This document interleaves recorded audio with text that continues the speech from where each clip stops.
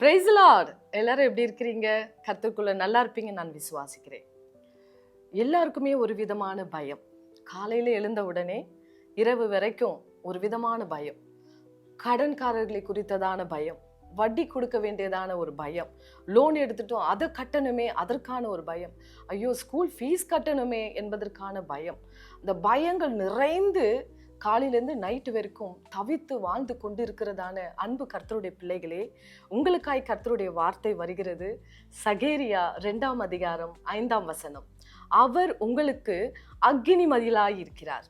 சொல்றது நான் இல்லை, கர்த்தர் சொல்லுகிறார். அவர் உங்களுக்கு அக்கினி மதிலாய் இருக்கிறார்.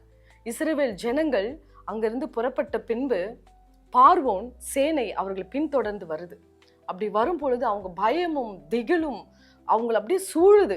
அப்போ பார்த்தீங்கன்னா தேவன் அவர்களுக்காக அக்கினி மதிலா இருந்து அவர்களை காப்பாற்றுகிறார். தன்னுடைய ஜனங்களுக்காக அவர் அக்கினி மதிலா இருந்து வைராக்கியம் கொண்டு நிற்கிறார். சிஸ்டர், இது வேதத்தில் இருக்கு, நடைமுறை வாழ்க்கையில இருக்கா? இருக்கு.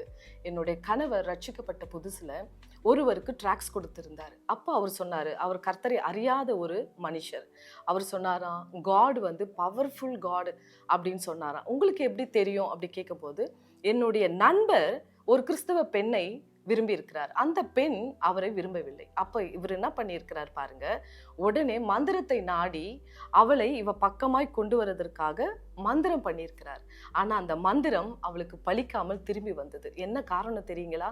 அந்த மந்திரவாதி சொன்னானா, தம்பி, அந்த மகளை சுற்றிலும் அக்கினி இருக்கிறது, அக்கினி இருக்கு, என்னுடைய மந்திரம் பலிக்கவே இல்லை அப்படின்னு சொன்னாராம். ஆம் பிரியமான கர்த்தருடைய பிள்ளைகளே, இன்றைக்கும் அதே அக்கினி இதை பார்த்து கொண்டிருக்கிறதான உங்களை பார்த்து அந்த அக்கினி வருது. எந்த மந்திரமா இருந்தாலும், எந்த பில்லி சூனிய கிரியைகளா இருந்தாலும், எந்த மனுஷருடைய பயமா இருந்தாலும் நீங்க கவலையே படாதீங்க.